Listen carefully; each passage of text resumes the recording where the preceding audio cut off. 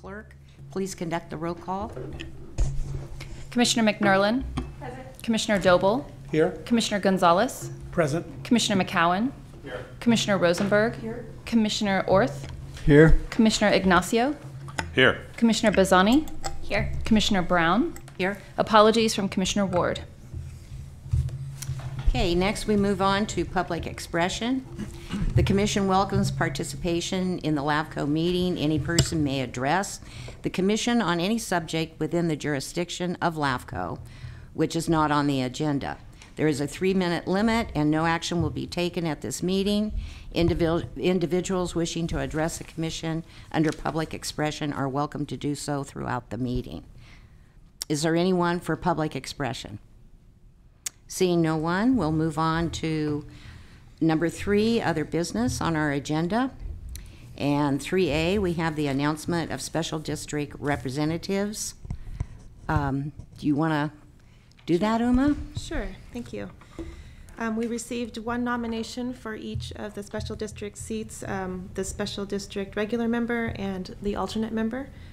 Jennifer Bazzani will continue as the alternate member, and John Huff with Mendocino Coast Recreation and Park District will sit as the regular member representative. The terms do begin in January of 2019. Great, thank you. And thank you for being here and welcome. Next, we have public member representative interview. And I believe on the interview, the only applicant was Mr. Ward. Is that correct? That is correct. All righty. I guess we can't interview him, but I believe we can take... I'll move reappointment of Chairman Ward to the public seat. Second. Okay. Discussion? Well, is that actually on the agenda for appointment? Yes, it is. And his, well, I see. And his term would begin January 1, 2019. Well, on the agenda, it simply says introduction of the applicants with commission-led interviews. And it's also, that is very true, but the process is that after we have interviewed candidates in the past, we have nominated them. And I see that voted. the staff report does cover that. So. Yes. That's item B. Commissioner McCowan? 3B. So I have No. problem The with- recommendation, you have recommendation A and recommendation B, and it's covered under B, under the recommendation from staff. Correct. Technically, though, the appointment should be listed on the agenda as well, just for the future. Point taken. It could be a possible Brown Act violation. If you don't actually list it, you're going to elect someone to the seat, because it does say interviews, but you know, it's up to the board. Okay, we have a motion on the floor and we do have a second, and we've had discussion, so we can also table this item and bring it back at the next meeting if anyone, Commissioner McNerlin, Commissioner McCowan is feeling uncomfortable. Well, technically, it should be on the agenda because that's where people look to see what the action would be, and they won't necessarily see the entire packet. But I'll leave Commissioner it Gonzalez. I would think that in light of what they brought up, that maybe we table the vote till next meeting and agendize it as such. I'm willing to withdraw the motion, given that Jerry's not even here today and will not need to act in any way. So, plus his term doesn't end until January, I believe. That is correct. I have a point of parliamentary procedure. Once there's a motion and a second, the motion actually belongs to the body, so it can't be withdrawn, but it can be tabled. Well, not sure which rules of procedure that's under. And there's Sturgis and there's Robert's rules. So we can table the motion if you so desire. I think it'd be more appropriate. Sure. Okay. All right, we're going to move on to the next item on our agenda. And that is 4, and it's our consent calendar. And it would be the approval of the September 10th, 2018 regular meeting summary minutes. B, approval of the September 2018 claims. And C, approval of the October 2018 claims and financial reports.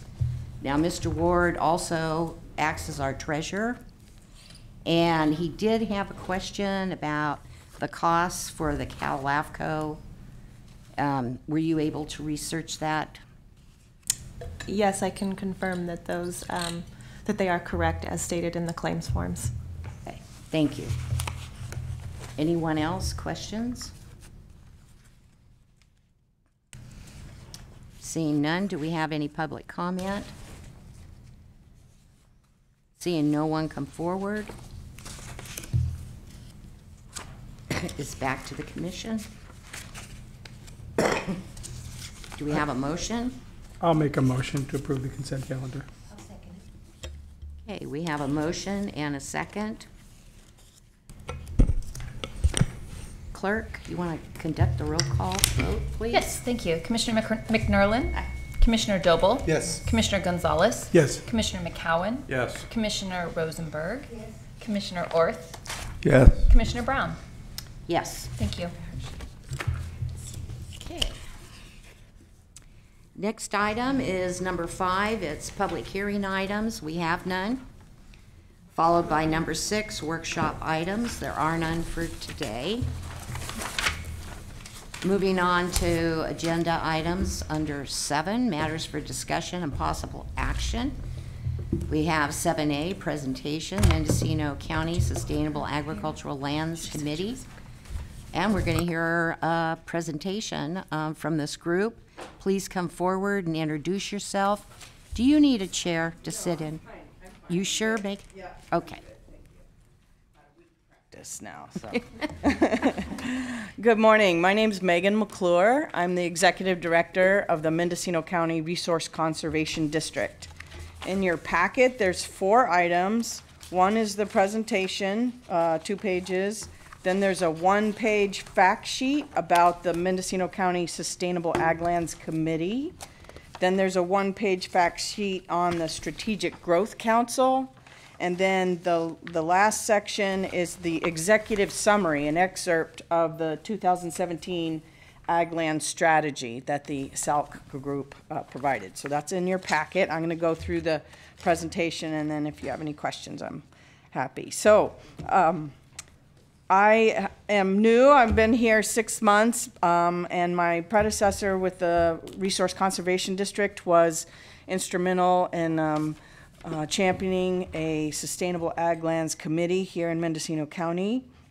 The Resource Conservation District was sponsored and applied for a grant on behalf of the Ag Commissioner, and was awarded the facilitation of the grant and to do an assessment. So if you're not familiar with the Resource Conservation District, RCD, we're a non-regulatory, not-for-profit small special district that is made up of technical experts that works with individual landowners to be good stewards of water, soil, forests. We also house the Fire Safe Council and help with fire recovery and fire resiliency. So we're technical experts in water quality, water quantity, soil scientists, native plant specialists, fish biologists, technical foresters, technical staff like that. So slide 3 is the cover sheet of the Ag Lands Strategy. So in 2015, we were funded through the Ag Commissioner's Office to do an agricultural lands planning assessment. And so for 2 years, data was collected, a GIS database was updated and created and updated, and this report was published in October of 2017. And contributing partners and reviewers for that document are listed there. It was the county was a big part of it, USDA, Carol Mandel, who's here today with the NRCS, National Resource Conservation Service, Natural Resource Conservation Service. You see Cooperative Extension, the Farm Bureau, 3 land trusts in the area. So it was a diverse and well educated and informed group that reviewed the report in detail. So it was published last October, and everybody took a break after finishing the report, and the report was distributed. But right now we've reconvened, and we said, okay, now what are the recommendations of the report? What can we do to bring attention to the results of the report, and what does it mean? So slide 4 shows all the key members, not all the members, but these are the key members of the committee that's reconvened, and trying to make sure that agricultural lands benefits are made clear to decision makers and stakeholders, and that becomes part of our culture, is to value and maintain agricultural lands throughout the county. So a very prestigious group of contributors on the committee. On page 3, slide 5, the vision and mission of the committee, just let me read this here, is a well-balanced, our goal is to have a well-balanced mix of urban, rural, agriculture, and grazing lands, forest, and waterways and wetlands in Mendocino County that sustains humans, local food production, ecosystems, working landscapes, and wildlife. So that's a vision of having a well-balanced system. And our mission is to conserve agricultural and natural resource lands throughout Mendocino County while encouraging responsible and balanced development. So we understand there's lots of pressures on all the properties in the county, but we're just want to encourage the benefits of all aspects of it. So it's considered, and we have thoughtful development. Slide 6 is about the approach. What are we doing? How are we accomplishing this mission? So we're trying to raise awareness about the benefits of ag lands and the contributions it has to the economy, as well as the ecosystem and the quality of life for our residents. We're developing tools and information about conservation easements, tax incentives, urban growth boundaries, zoning, and land loss mitigation programs. So want to make sure that we have lots of options for when county officials and decision makers are have multiple pressures. This provides information to have you be able to make an informed decision. We want to increase communication and collaboration. One of the reasons why we're here today is that we want to make sure that we're in alignment with some of the work that's already been done. And I'll talk about that in a minute. And then, again, to provide clear and concise information to allow responsible, well-balanced development.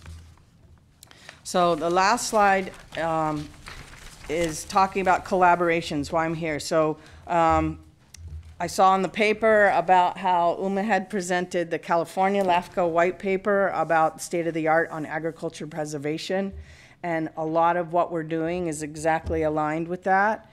And so we're carefully reviewing that and seeing how we can contribute to LAFCO and the Mendocino County LAFCO efforts, and how we can be partners and help get championing that. There's also recently the California Strategic Growth Council, which was part of funding our report in 2015.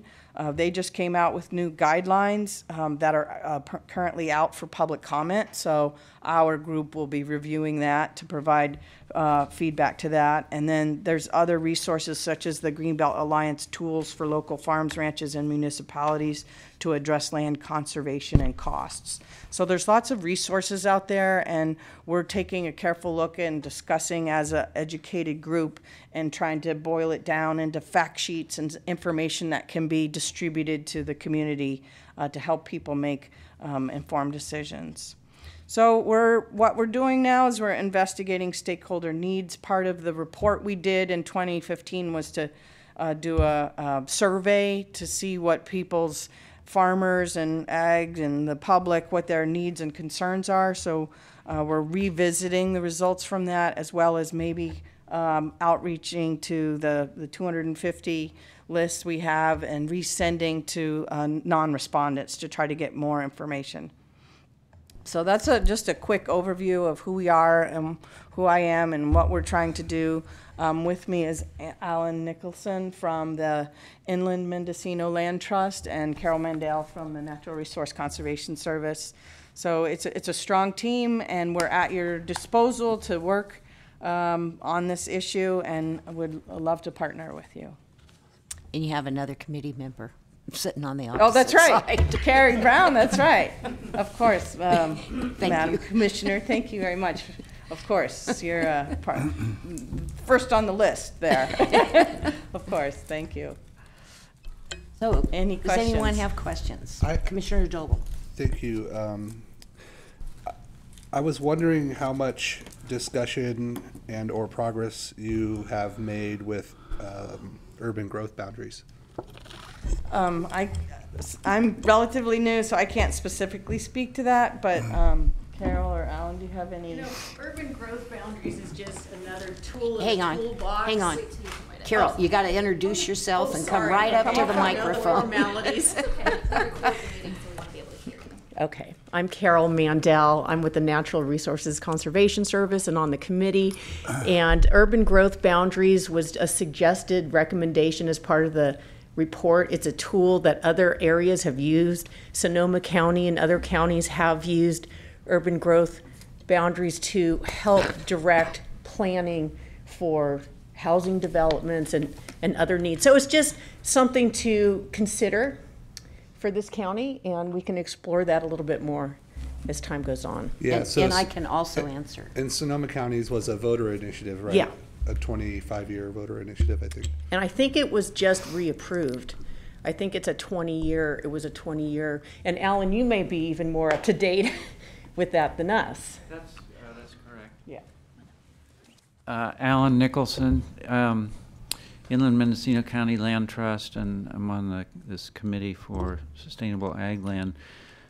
In Sonoma County, they have established urban growth boundaries. You're correct. It is a voter initiative which ensures that whatever growth boundaries are established are outside of the political process, and typically the urban growth boundaries are established with the city and the county planning departments and any consultants they require, and public charrettes.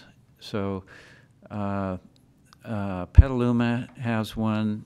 They had a vast growth spurt back in the 80s, and people were pretty alarmed at the reduction in ag land. So they I think they were the first one in Sonoma County to establish an urban growth boundary, and it's been very successful. Urban growth boundaries allow developers to know exactly where they can develop, and farmers to know that their land is going to be safe from development. So in Sonoma County, Petaluma, Sebastopol, Santa Rosa, Cotati, Windsor, and Healdsburg and Cloverdale all have urban growth boundaries, and they've been extremely successful. As Carol mentioned, they just renewed the urban growth boundary with Santa Rosa. So that is, it would be really interesting to get some of the people that worked on that from in Sonoma County up here, or for a committee to go down to Sonoma County and research this a little bit more. I think we're ready for this in the Ukiah Valley, and it would be an easy sell, and everybody benefits. The developers benefit, the farmers benefit, the state benefits, and I think it would be a win-win situation. And the beauty of it is that everybody knows what the game is for the next 20 years, and we can work within that, and it's not up to 3 people out of 5 to to find exclusions for sprawl development within the urban growth areas. Yeah, I would agree that it actually has been beneficial in Sonoma County, although it does take some decision-making power away from the LAFCO related to sphere of influence and annexations. Well, if you don't mind, it also empowers LAFCO because they would have a huge say in establishing that urban growth boundary. Yeah, it actually increased their ability to process applications quicker. Uh-huh. Yeah, so it's a dual benefit. Commissioner Orth. Several items on this urban boundary issue up in the Willits Valley area. I was on the planning committee for the bypass, and part of that role I also tried to represent LAFCO issues to protect the ag lands that were to the east of the bypass alignment. Of course, the Resource Conservation District is now managing the new resource lands that mitigate that project.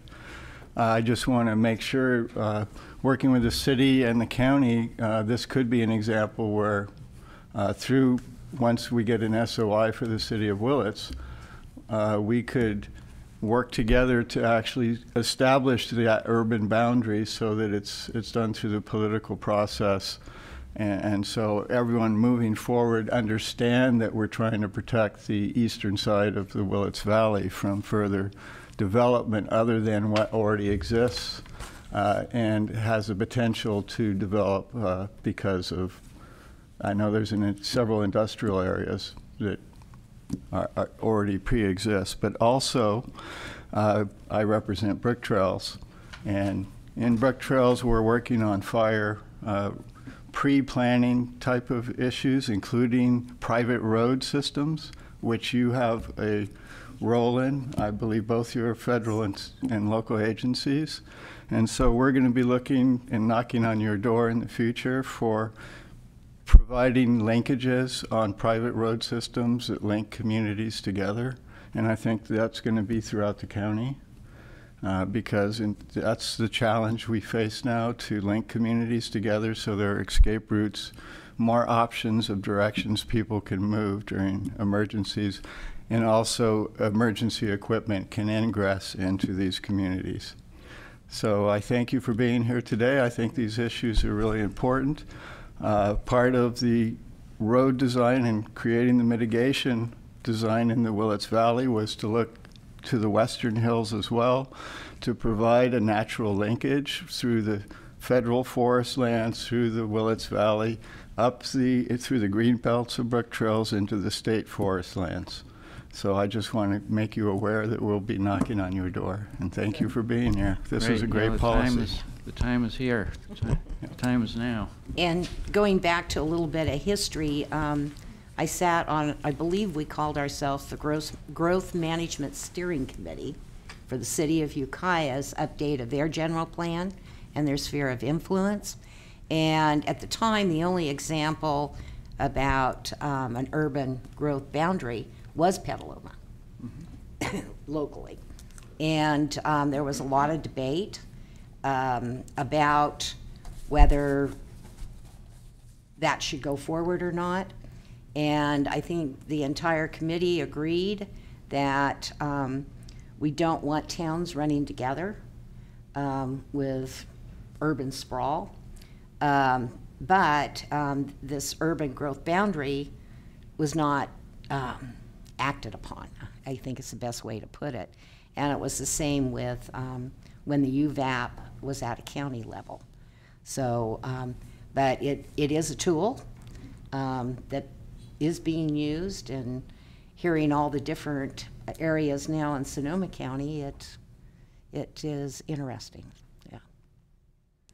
I think part of the, in establishing the urban growth boundaries, it also establishes green space between communities so that they're identifiable communities, and it isn't, as you say, just sprawl. So it really benefits both ag and development. And in urban Sonoma development. County, they have the Open Space District, which we're all familiar with, that basically does the easements, so to speak, conservation easements, or buying property to keep sprawl from happening. So, you know, there's all kinds of tools available, and I've enjoyed my commitment and working with this group, and that's the product that they passed out that I think needs to be looked at.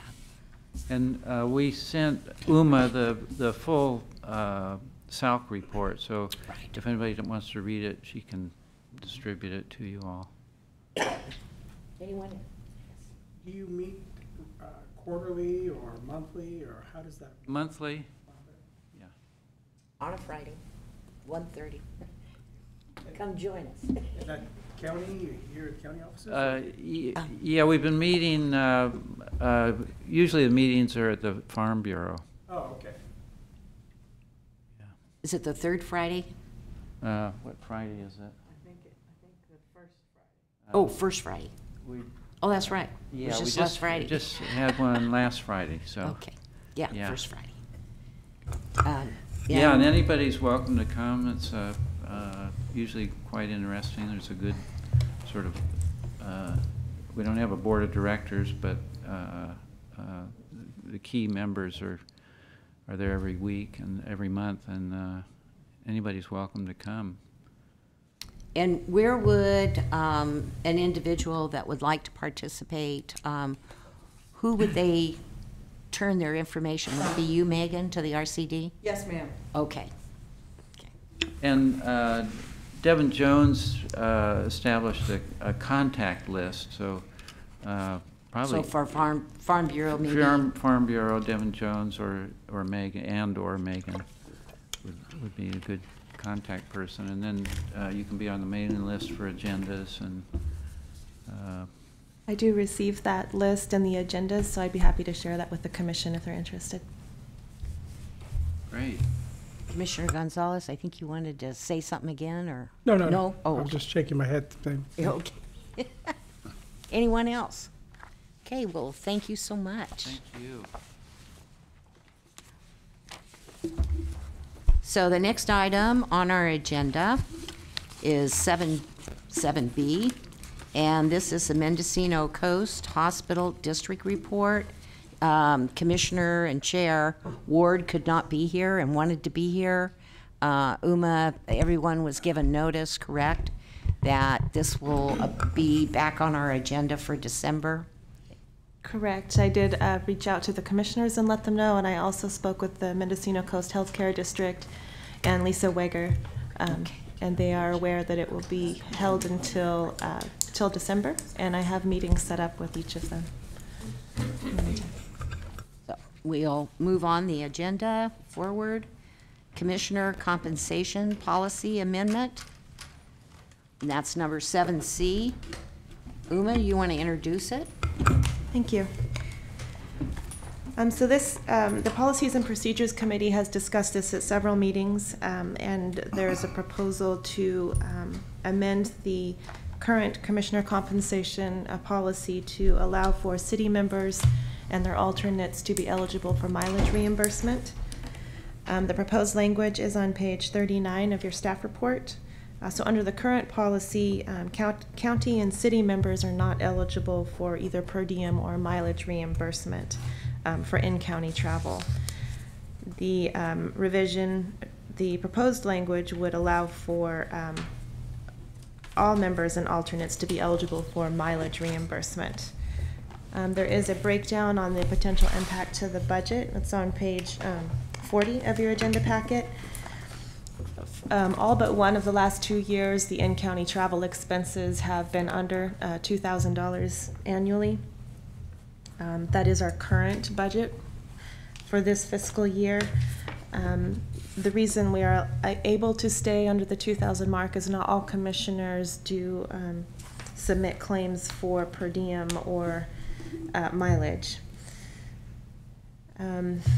Assuming the policy went into effect December 1st, the potential impact would be for 7 months for this fiscal year and could potentially add about $1,800 to the existing budget line. The policy, proposed policy language was discussed with LAFCO counsel, and his comments were that the Cortese-Knox-Hertzberg Act, Code Section 56-334, applies to all commissioners, so it would be up to the commission on this policy amendment. And if there's any questions. Commissioner, I was just going to report out that the committee agreed with legal counsel, and it's still something that you would ask for. It's not required that you ask for this. So that's would be the impact of the budget, would be the number of commissioners requesting to be reimbursed or to get the compensation.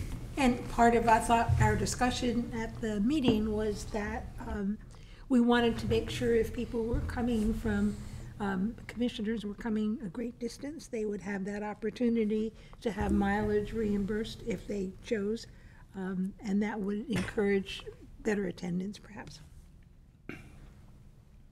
Commissioner McCowan? Well, I had a couple of questions. One is why we are using the California Department of Human Resources mileage and meal allowances instead of those that are approved by Mendocino County, since everyone involved here is in Mendocino County. And if it's good enough for all county employees, I would think it should be good enough for LAFCO.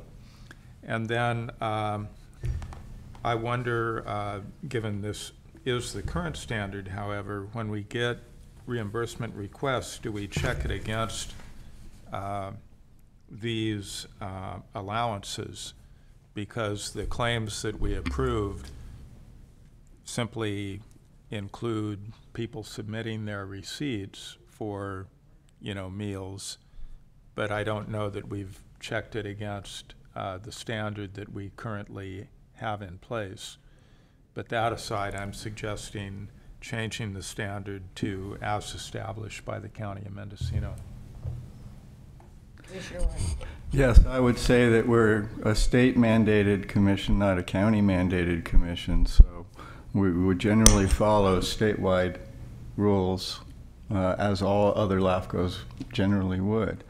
And that was, as you know, the change was made, 20 years ago. It used to be under the county, but now we all pay our fair share, I guess. And so Commissioner Hamburg did not bring up the point that the county had a different policy from what the state called for. Well, I'm not saying it's different, but we have approved allowances. Okay. And it's all public money generated within Mendocino County. It just seems like following county reimbursement levels would be appropriate. I wouldn't have any problem going either way. Commissioner McNerney? So I actually recently investigated this for my own board, and I looked at the county policy so that we could follow it as a board. Mm-hmm. And the county policy states that it will follow whatever the HHSA rate is. And that's their policy. So therefore the county doesn't have to change the rate all the time if the state changes it, because they just follow that policy. So that hopefully that sheds some light on that for you. Thank you. And I believe for overnights and meals, there are also set schedules, and they are looked at yearly, and they come up with an update. They're very set, not to exceed, and that you have to do group rates if they're available. And and the county defers to the HHSA, all their charts and everything, and they modify it and they update it every year. And I think that stands to reason because it's public funds. So if a standard is followed throughout the state by all public entities, then it's proven. Right. And no one challenges, whether you're misusing public funds. Right. And it does have like different rates per regions too. So where hotels are more expensive, exactly. Where hotels are cheaper. So it's very comprehensive and it's very detailed. And if you go over any of those limits, you're not reimbursed above that amount. Correct. Yes. And I also, alternates, new members, if you have questions, just chime in. So from Point Arena, clearly the longest travel to the data. Yes. I'm enjoying the conversation. And for my own benefit, I'm not going to chime in. But either way, I like coming over here to serve when I can, and look forward to being here more often. And that was part of our consideration, as we saw, you know, Point Arena is a 2-hour drive. It's a substantial commitment. And I was looking at the reimbursement here. I think we're only talking about mileage and per diem. I don't think meals or overnight stays are even a consideration, since it is a state organization, like you said. But we're all traveling within the county, and I like what's proposed. It does reimburse for statewide travel, like we just sent members to CALAFCO. Which we'll hear about that later. That was great. And that's somewhat different because it's a annual meeting, and most of it's covered in registration and what have you, and it's, I think, one of the few times you can go over the normal rate when it is an annual meeting. Which one of you is first? Well, I was just going to make the motion. Well, So I was John? going to suggest, because this is in terms of meals and lodging, it's for out-of-county travel. And just for an extra bit of clarity, we might say reimbursement of actual costs associated with approved out-of-county travel, because we do approve it. Would you like to make the motion with that clarifier? Certainly. So I would move approval of the proposed policy with the amendment in item C to say approved out-of-county travel. I'll second the motion. Anyone with questions to the motion? Or comment? Seeing none. Clerk, we have a motion. Do you want to do the roll call, please? Thank you. Commissioner Orth? Yes. Commissioner Rosenberg? Yes. Commissioner McCowan? Yes. Commissioner Gonzalez? Yes. Commissioner Doble? Yes. Commissioner McNerlin? Aye. Sorry? Aye. Oh, Commissioner Brown? Yes. Thank you. So that's all aye. Okay. So now we are on 7D, Proposed Policies and Procedures Manual Update. Thank And you. who will be presenting this? Will you, Uma? I will start it off. For the last, well, for a while now, we've been working on updating the Policies and Procedures Manual. The last adopted manual was on January 4th, 2016. Since that time, a number of policies have been adopted, and the manual itself has been reformatted for ease of reference and to make finding the policies easier. So that draft has been attached to your staff report. The staff report begins on page 43 of your packet. The manual has been reviewed at the Policies and Procedures Committee level and has been recommended to the Commission for consideration. We did email the draft manual to the Commissioners October 25th to give a little extra time for review. There are no policies included in the manual that have not already been adopted by the Commission. So there's no new policy language. We did include the definitions back in the manual, which had fallen out of the last version.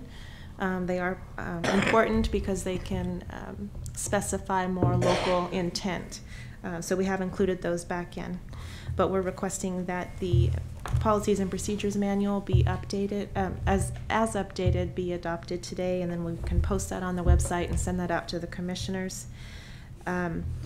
Going forward, we don't anticipate re-adopting the manual every time there is a new policy change. We would just make that change after the adoption and then automatically update the online version. Thank you. Anyone have comment, questions? Commissioner Gonzalez? And I guess it's here, maybe I didn't catch it, but will there be a list, for example, if we amend 1.03 on October 1st and then 7 months from now we amend 2 point something, so that if we wonder when those changes were made, will there be a running tally in the back of the manual or something? The approach I've taken with this one is to actually put the resolution number and adoption date at the end of the policy itself. Okay. We could probably keep a running list and keep that in the beginning of, or somewhere in the document itself, if that would be easier. I just think later on you wonder why or when did we change it or what was the deal, and I've seen that with resolutions and some sort of list that you would have. Maybe somebody else has some other idea. Well, I'll start by seconding John's I didn't hear first. motion. Oh, I didn't let him finish. Well, that's Yeah, correct. there's no motion. There's no motion. I will move approval. And I'll second. And that includes the I- adoption of the And resolution. I would like to thank staff for all the time and effort they put into this. Thank you. And that does include the resolution being adopted, Yes. Commissioner? Yeah, absolutely. Okay. I do have a question, though. Because as I understand it, the proposal is that going forward, each time it would be amended, then that would be shown on the website. The policies and procedures manual would be updated to incorporate that change, and so it would be kept current. And I understand Commissioner Gonzalez's point, but I really wonder if it's necessary to track, on a certain date this change was made, because the policy is the policy.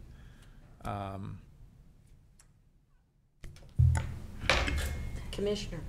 I think, And then my concern is it's just one more little step for staff to have to maintain and keep track of. well, I think if there's been a change to a particular item, that if it's in the item, that the date is put down when it happened, I think that's valid.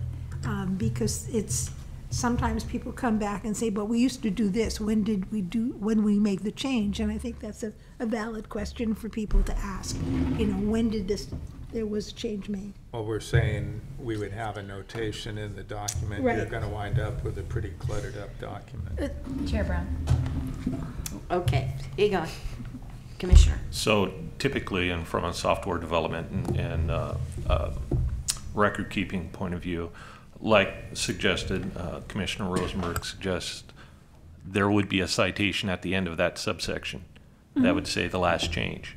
Now, in the digital era, it's easy to cut and paste. So you take the old one that has its date and change and put it in what's a change log.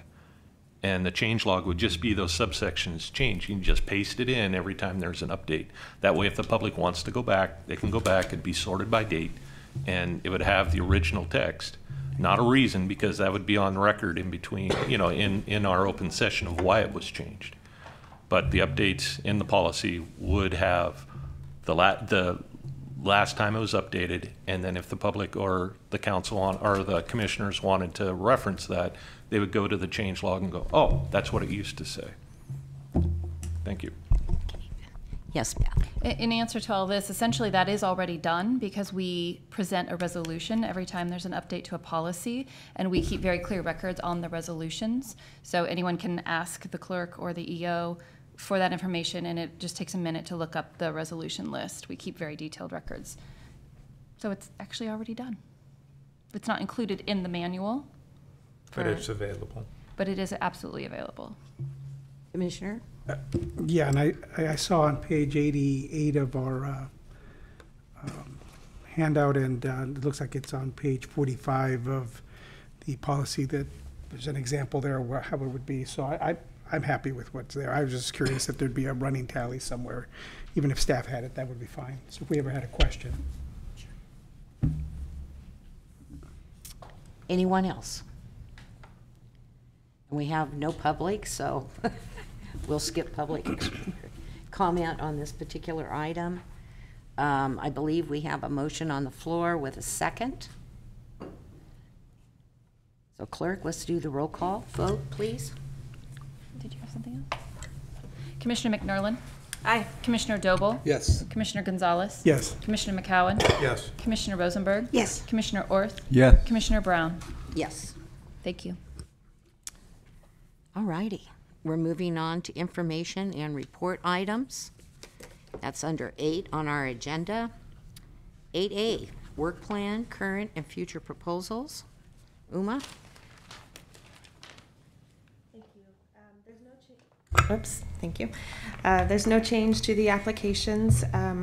I will note that we had a call from the city of Fort Bragg, who I'll be meeting with later this month, regarding, they are looking, or did discuss at their October meeting, the potential for annexation of Noyo Harbor area. So I'll be meeting with them later this month on that, although we have no formal pre-application on file yet.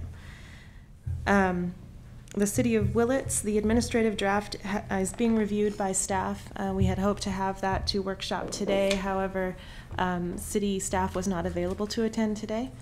And also they wanted to have some extra time to reach out to the county about the sphere options.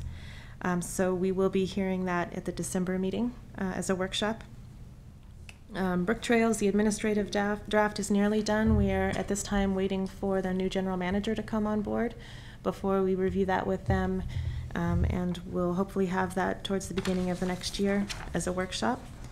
The Fort Bragg Rural Fire Protection District, we have an administrative draft that's being reviewed internally, and we will be getting that out to the district for review this month.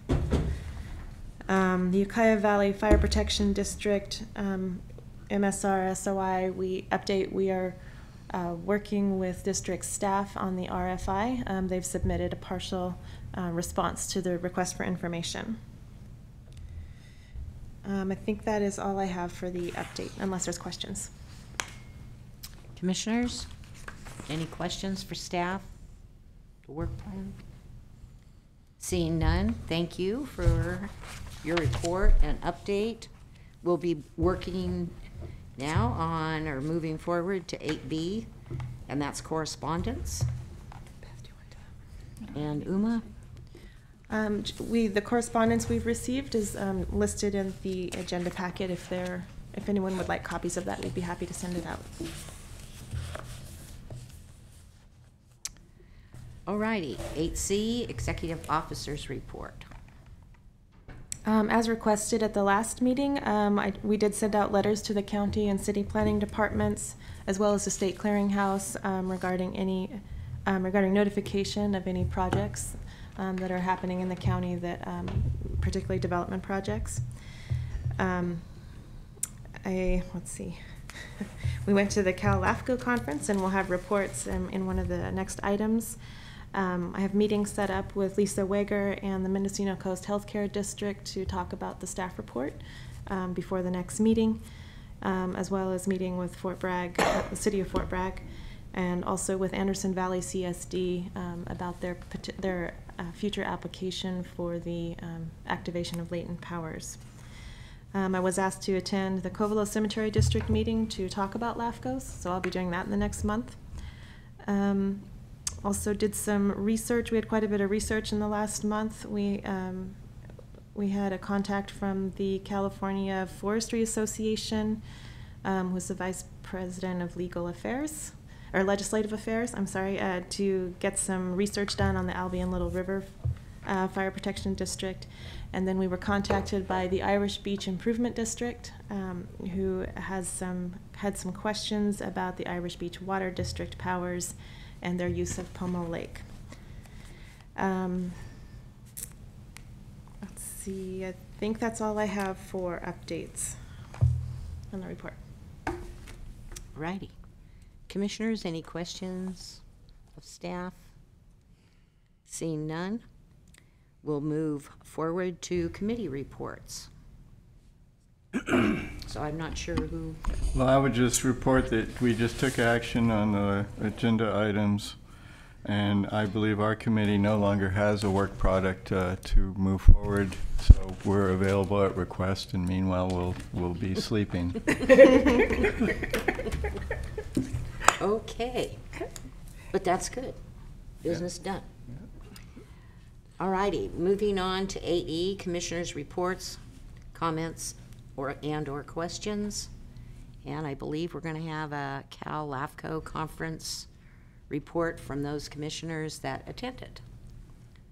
And I don't know if staff wanted to start or if commissioners do, so I could start. It was a great conference. There was a lot of good sessions. I think I'll touch on the one that was the Northern Region Roundtable session. There was a lot of discussion regarding CALAFCO responsibilities and efforts to support the individual LAFCOs, and also a discussion of the CALAFCO dues. They have a budget gap of about $65,000, so they are looking at ways to close that gap, including potentially raising member dues. The consensus from the Northern Region, it's actually in your agenda packet. I think it starts on page 102 or 101, which is the notes on that session, but the general consensus was that there was a lot of support for CALAFCO's roles in providing greater support to LAFCOs. And also there was a general consensus about supporting the contributions to CALAFCO and raising those rates if necessary. So CALAFCO will be discussing that in the coming months, and then we'll be reaching out to the LAFCOs. Was there any discussion in the northern area about the cost to smaller LAFCOs as opposed to larger districts?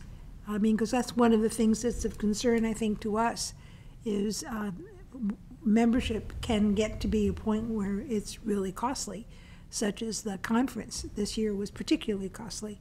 So I just wonder if there was any discussion about the size differential and the amount of funds that are available.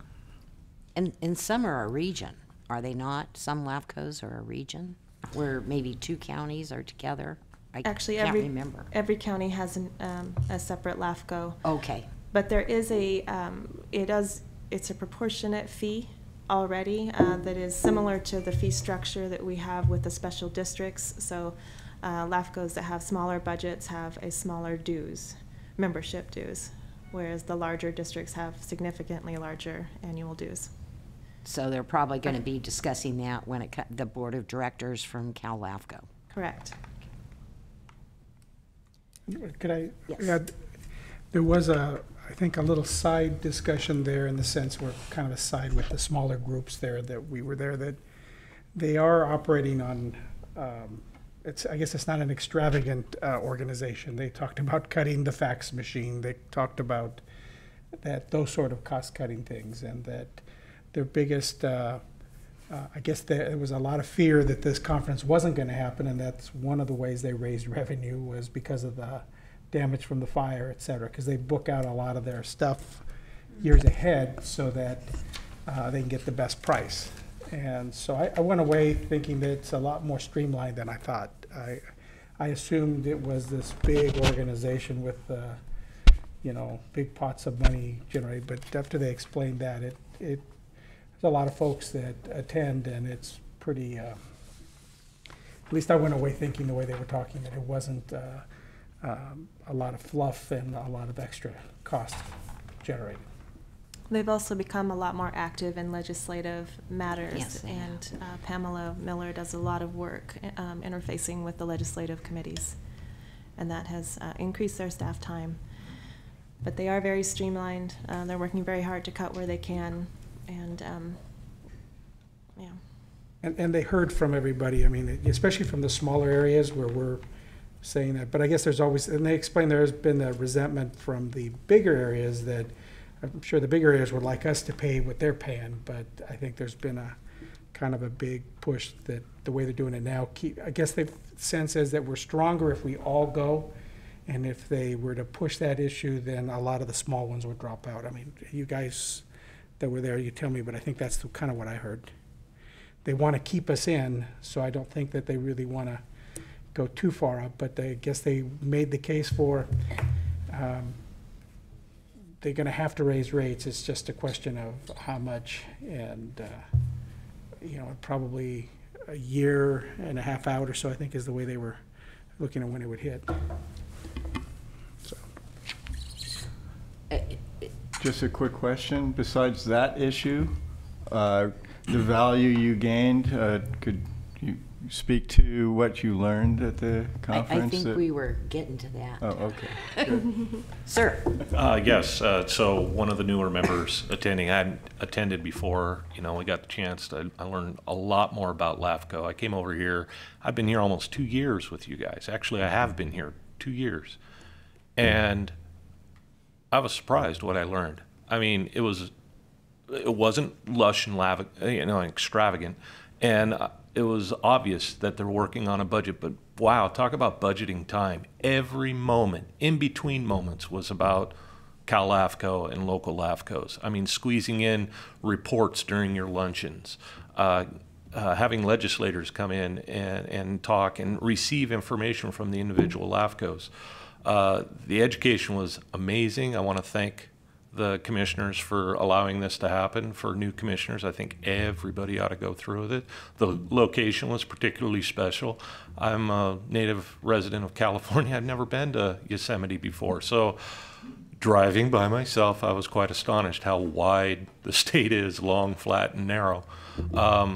Never got to see Half Dome while I was up there, but that's okay. The lodge was amazing. Housing was amazing. Learning about the environment, how it impacts basically the area there. We got tree reports. I learned about Corstesi Knox, and help me, I can't remember. That's right. So I'm still absorbing it all. I go back in my office and I'm reading through and I'm like, yeah, that's right, that came up. Learning about how much responsibility this commission has to not just, you know, government agencies, municipal agencies, but the local districts was very helpful and made my role a lot more understandable here going forward. Taking in sessions on how to brainstorm to make your LAFCOs more effective was especially important to me.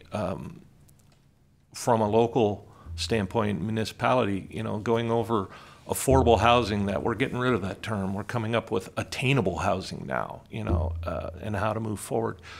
I had no idea that the cities have an opportunity to annex in this day and age. Everybody's so tight about their tax base and their boundaries, and we hear boundary this, boundary that, but working with some of these urban growth organizations, smaller municipalities like my own have an opportunity to grow. So that was an amazing session in itself. I mean, I can go over piece by piece. I don't want to outshadow anybody else's report, but I came back very refreshed, much more knowledgeable, and energized to be more active with this commission going forward. So thank you very much.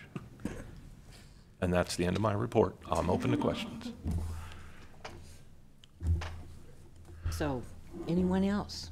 I think you guys also did LAFCO 101. I did it last year at the one conference and this one, and there was a couple different things. And then I think I attended the fire one with Uma, and you jump in if I miss something here, but and I guess the background is obviously the Yosemite fire, and you know, driving up there, I left late and didn't see the devastation, but on the way out I saw it. I mean, basically here's this lodge and it looks so lush, but literally you just drive not even 5 minutes down the road and it looks like they were pretty close to not existing.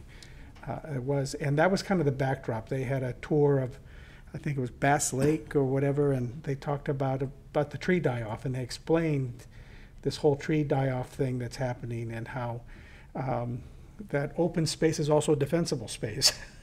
And that was kind of the plug for we need that. But at the same time, we're becoming, instead of the annual fire season, it's becoming a year-round thing, especially for the Southern California people. We had, I think, a fire person from San Diego, I think, was speaking, and for them, it's year-round what they're dealing with there. And that has to now play into a lot of our decision-making. And I guess for me, I went thinking that what we were, when we do these SOIs and stuff for the fire districts, et cetera, a lot of them look like we can boilerplate one from the other, but it seems like the push is going to be for them with this year-round fire thing for us to be considering that, and also when we consider other aspects of LAFCO that we'd be thinking of those sort of fire issues. Which I thought it was kind of like taking you to a class on desert climate and sticking you in the desert. I mean, it was exactly, this was fire stuff, and that was big. And again, the affordable housing thing, there were some areas that, I mean, some folks from Marin County there that said, what's affordable? It's relative.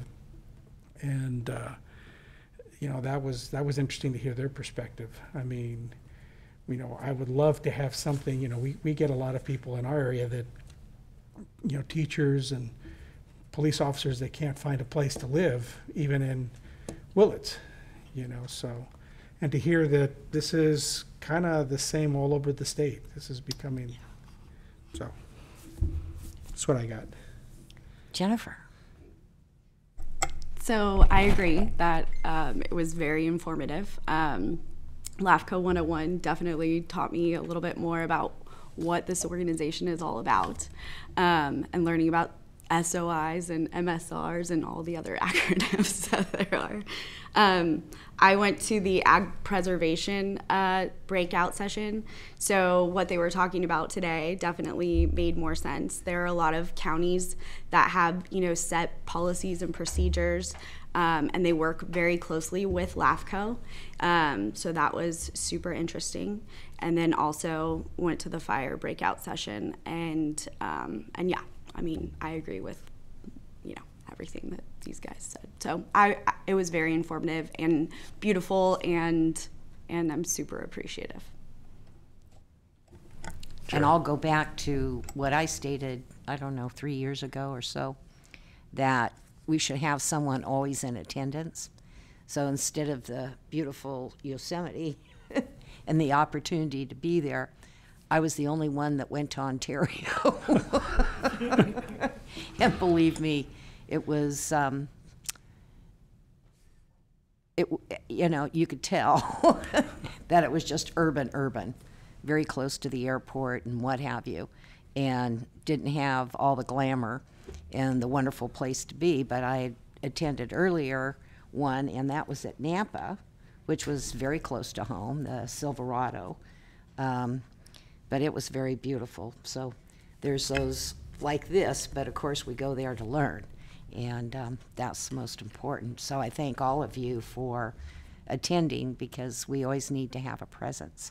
Carol? I had been to Sacramento and Santa Barbara, and to me the important thing is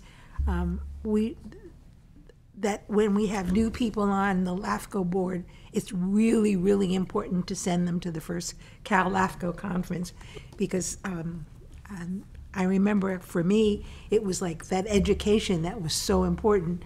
And I think as soon as we can get you guys to a LAFCO as new members, the better. I think it deepens your appreciation of what you're doing, and it makes you a better informed member of LAFCO. So, and you can get to see at LAFCOs that are very active in their communities, as well as those that are more passive and reactive.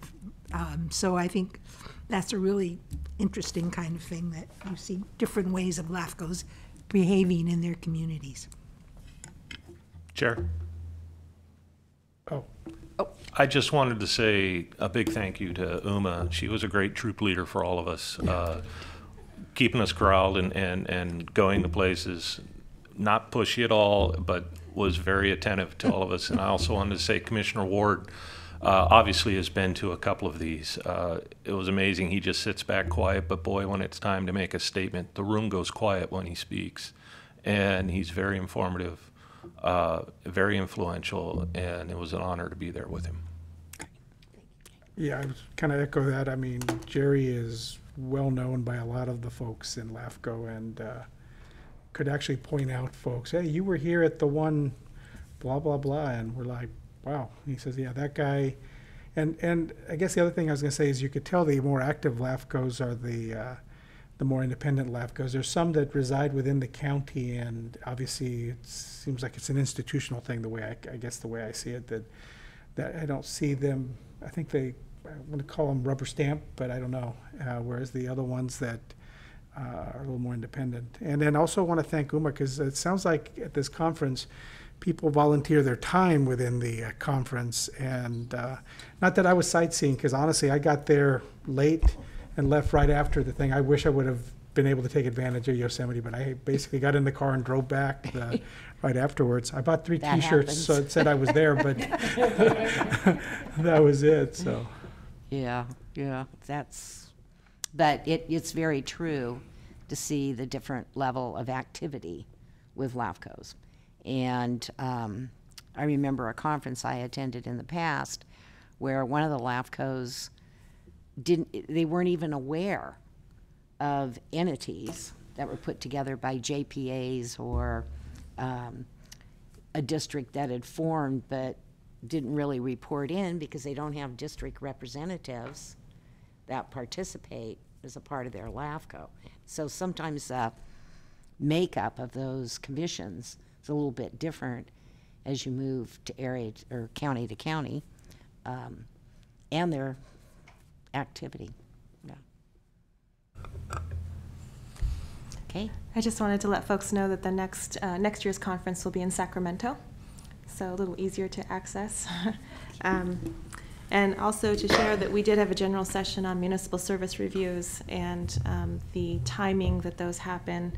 And there was a lot of discussion among the LAFCOs about how often they perform the municipal service review and sphere updates. And it was interesting to hear how some don't do them unless called upon to do them. Some do them every 5 years, and some do them like the 8 to 10 year mark. So that was pretty interesting, and definitely gained some insights and thoughts on our own work plan and how we can do that. So we'll be taking that to the executive committee first, but it was very informative. Was there an election for our group? yeah, and the gentleman from, is it Nevada County. Nevada? Josh I was going to say Glenn, Sushman. but it's Nevada. Yeah, and I did have a chance to actually meet with the other gentleman running and from Yolo County, and he was just, they were both qualified, but the gentleman that we elected, and I'm trying to place his name. I think it's Josh Sushman. Thank you. Sushman. That he obviously is very active in LAFCO, and I think even the gentleman running against him acknowledged that he had put his hat in the ring, but that Josh was the more qualified candidate. Well, I think Josh has sat on CALAFCO board for a number of years. I mean, at least maybe a decade. I mean, he obviously had the institutional knowledge, and at the same time, I think he's a public member now, but he had been a city member or county member. I'm trying to remember. Yeah, I think he's from the city of Truckee. Yeah, but now he's a public member, and it sounds like your public members tend to outlast the elected folks just because of the cycle of elections, and they. But that's probably a good thing. Well, and I tell you, I walked away from that thinking they carry the institutional knowledge of the organization. I mean, I look at somebody like Jerry that, with a lot of these folks, and the rest of us get elected and unelected and maybe drop off the radar, but the public members seem to be kind of the backbone of it. And a lot of them looks like they started as elected that then just had that interest in LAFCO, and I kind of credit that for being the backbone of the organization. And my colleague, John Leopold, Santa Cruz County, is the one that he was newly elected, but he sparked legislation and to be active legislatively. And he was actually the president or chair, whatever, of CALAFCO, and he's continued on. But he came on, he goes, there's a lot that needs to be corrected, how active LAFCOs are, and with oversight. And he saw that as a newly elected official going, okay. So he found his dedication to be at LAFCOs at that level. Yes, Kish. And I would just, Uma's discussion about MSRs just show how going to a statewide organization, you get to do comparatives. You get to realize how other LAFCOs are dealing with frequency, what triggers an MSR review. I think that's going to be a valued discussion. And one last question from me to all of you and whomever knows the answer. If CalAFCO increases or does a mid-year requirement to pay in, we would cover that through our budget. We'd have to go back and adjust our budget. So is there a timeline that they're looking at? It would not occur before next fiscal year. I think Okay. they said they would open the discussion with their board starting in February. Alrighty. They hope to have information out to the LAFCOs before the budgets are adopted for next fiscal year. And I think they acknowledged that everybody's on that fiscal budget calendar, so they, again, I think we heard from everybody, hey, if you're gonna, and they said, no, I don't think that's the intent. I think they wanted to get the word out way in advance. So people in commissions can understand it's probably going to be coming. Yeah. Anyone else? Commissioner McCowan. Thank you. So on the MSR discussion, it's interesting because unless I'm mistaken, the state mandate is every 5 years. So apparently some LAFCOs think, oh, we won't do them unless someone asks. And then others say, oh, we'll do them every 8 or 10. Not that we've hit the 5-year mark in all cases, but that has been our goal, to comply with state law. So I find that aspect of it interesting. And did anyone there say, well, that's all well and good, but bear in mind state law mandates this, or am I mistaken on the 5-year? So the codes are the section says the sphere of influence shall be reviewed every 5 years. So I think some LAFCOs interpreted that to be, some may not, some reviews may be very cursory, and some say that you need to do a full MSR and sphere update. I'm going to be looking at that closer to see what exactly the mandate, what exactly the mandate means. And I'll look at that with council as well.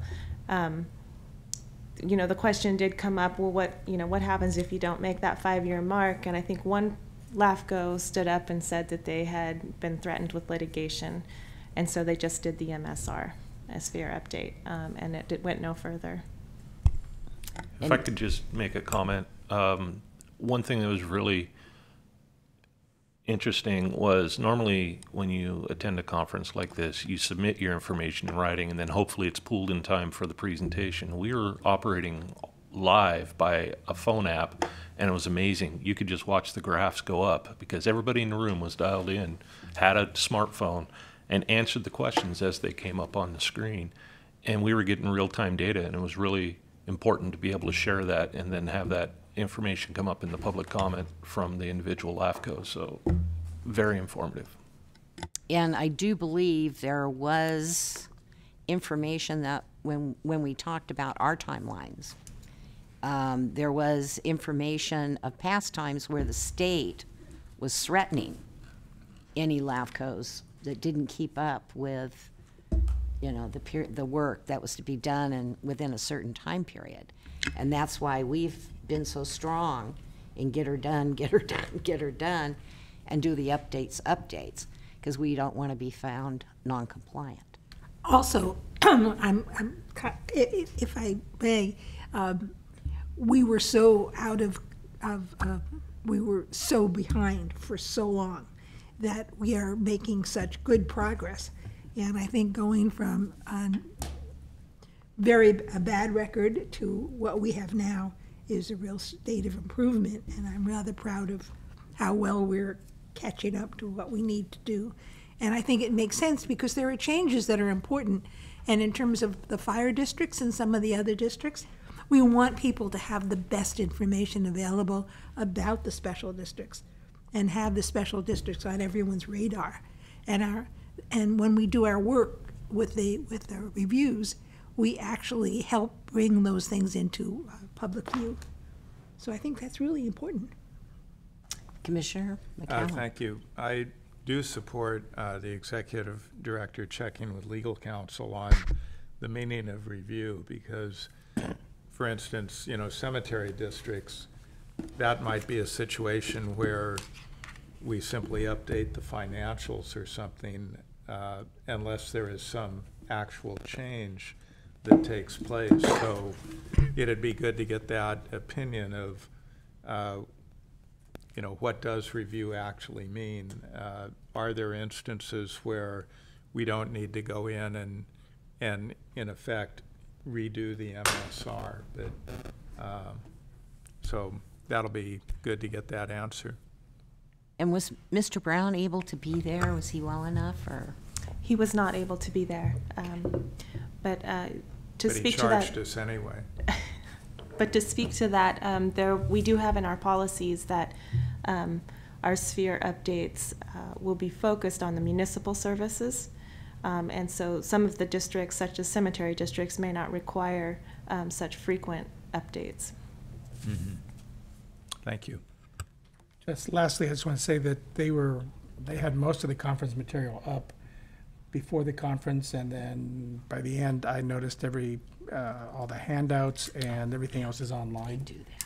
So if you know they've got their handout on the MSRs, Fender Foe, and some of the fire stuff was out there.